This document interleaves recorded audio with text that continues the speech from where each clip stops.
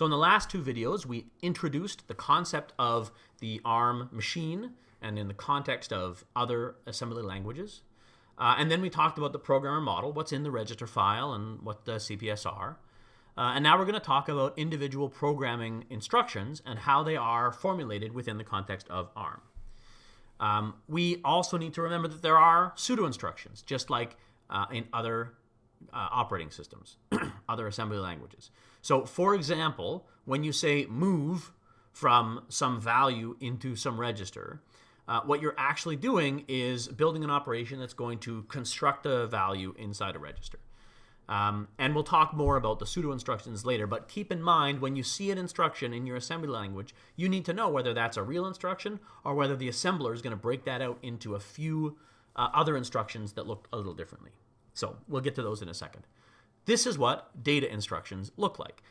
Data is one of the three kind of instruction types. We have data instructions, we have decision-making instructions or control instructions, and then we have memory instructions, load and store. So we're going to talk about data instructions first. This is where you add, you subtract, you multiply, you divide, and they look like this.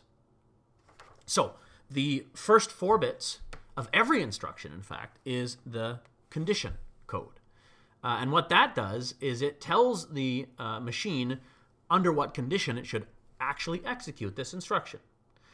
There are 4 bits there, so there are 16 possible conditions.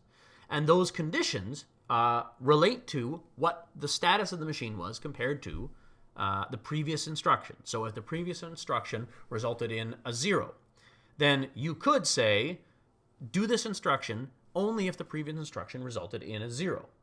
You could say, do this instruction only if the previous instruction resulted in a value that's negative. And the 16 condition codes are on the sheet here. I'll show them here. They look like this. So EQ, so that's if Z equals 1. Do this if the 2 numbers that you looked at previously were equal. Right? Equal, not equal. If there was a carry, these are unsigned comparisons, which we'll see. And we'll do more detail on this a little later on. But you can get a feel for the different ways that you can compare or evaluate the result of an instruction and then conditionally execute the next instruction based on that. And then the one that we're going to see most often is E for always. You'll see there's a missing one there for F, right? 0, 1, 2, 3, 4, 5, 6, 7, 8, 9, A, B, C, D, E, F. E is always, and F is actually never. That's for a no-op. Don't do this instruction. Whatever the instruction is, just don't do it. So most of the time, we're going to see E in that condition. Then the next 2 bits are 0. 0 and 0 indicate a data instruction. The next bit after that is a flag that tells you whether you're doing stuff with integers or, with immediate value or a register value. That's that I. And then after that, you have the opcode, 4 bits that say which data instruction you're going to do. Here are the data instructions: and, exclusive or, subtract, reverse subtract, add with carry, subtract with carry, reverse subtract with carry. And then you have ones that actually don't store the result, but are just used to set the current program status register: test for equality, compare, and compare negative. And we'll look at those in some detail later on. And then you've got or, move, bit compare, and move not. And so we'll look at each of these in detail later on, but those are the 16 possible data instructions, and you say which one you want to do based on those 4 bits there. Then the next bit, S, says whether or not you're going to store the current program status register as a result of this data instruction. So you can choose to store or not store the results of the operation in the current program status register. If you want to do a bunch of things conditionally based on one operation, then each one of those would say, do this subtraction, do this addition, but don't store the CPSR. And that way you don't change the result of that comparison. And again, we'll get to all this detail later on. So that's the S flag is to store the CPSR. The I flag is whether you're using an immediate value or a register value. And then you specify a register, a destination register, right? 2 operation registers, 2 source registers, and then the destination register.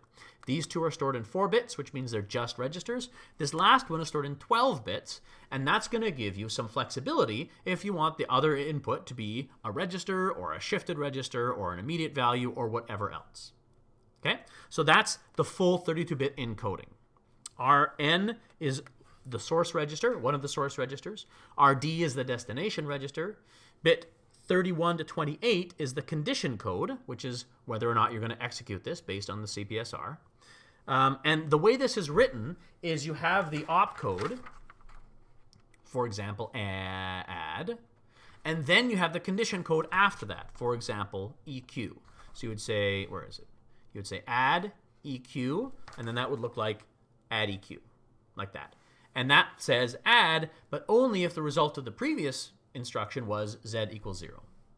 So it will check the CPSR and execute the instruction conditionally on the flags that you specify, which is kind of neat. So these are the condition codes, as we talked about. We have 16 condition codes. We only specify 15 of them because this last one is for don't ever do something. And we have the option to do a bunch of things, right? If we subtract two numbers, these are all sort of framed as if you subtract two numbers. If the result is 0, right, then the two numbers you subtracted were equal. If the result z equals 0, then they were not equal, right? Do this thing if these two numbers are not equal, right? You have unsigned comparisons. Unsigned greater than or equal we call higher than or same. Unsigned less than we call lower than. And over here we've got the signed versions. Signed greater or equal, signed less than. And the flag comparisons here are a little clever. Again, the cleverness of this system is really interesting. So I will spend some time looking at these if you like, but I can also leave that as an exercise for you to decide why greater or equal means n equals v. Why would that be? Isn't that interesting?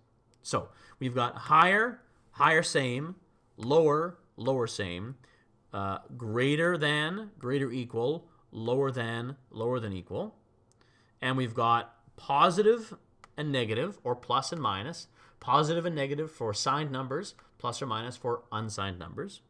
And then we've got overflow checking. So overflow set or not set, carry set or not set. Oh, I've got a typo here, right? This is for carry is 1. This one should be carry for 0.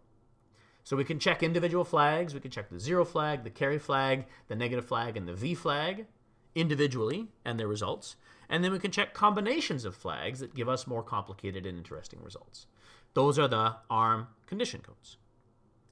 And the data instructions themselves, again, we have a large collection of data instructions. You specify which instruction in the 4 bits of the opcode, and then you specify whether you're using an immediate value for operand 2 with this flag 25, and you specify whether you're setting the condition code with flag 20. 0, 0 is all you need to specify that you're doing a data instruction. If it's 0, 0, you're doing a data instruction. If it's something else, you're doing something else. So flag 25 tells you whether it's an immediate instruction. Flag 20 tells you whether or not you're going to update the program status register. And you specify that in your assembly language using the S at the end. So add S says add and update the CPSR. If you don't have the S flag, then you're not updating the CPSR. You have to tell it specifically if you want to update the CPSR. Keep that in mind. So you would say add EQS if you wanted to add conditionally on the equality of the previous instruction, and then, based on the result of this instruction, update the CPSR. Okay? This is the general format of a data instruction in ARM. It looks like this. You say, first you give the opcode. So add, or, and, exclusive, or, whatever. Then, optionally, you give a condition, which could be equate, equality, not equality, greater, same, all of those stuff. Then, optionally, you say whether or not you want to save the status register, S. Then, that's the full opcode, and that's all one word. So add EQS would be all one word. Then you leave a space. Then you specify the destination register. And then you specify run of the source registers. And then you specify the other opcode, whether that's another register or an immediate value or a shifted value. And we'll get into the options of that in a second. So just like MIPS, the order of the source and destination registers in the encoding is different from the order of the source and destination registers in the assembly language instruction itself. So when you're looking at encodings, keep that in mind. In the instruction, you specify destination, then register, and in the encoding, you specify register, then destination. Because, of course, it's going to be complicated like that. It's always complicated. So those are the data instructions. These are the ones you can choose from. 16 possible data instructions, ranging from and, or, exclusive or. Some of them are arithmetic instructions. Some of them are logic instructions. Some of them are instructions where you just set the CPSR and don't change a destination register. Right? If you're comparing, for example, then you operate as a subtract, but you don't write the result.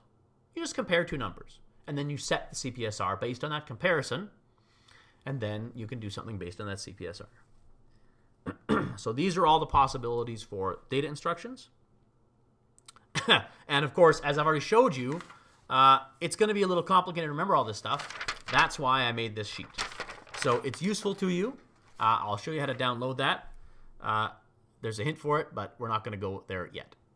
So in the next video, then, I will walk through how to specify the second operand. The first operand is just a register, but the second operand has lots of options, and we'll get into those in the next video.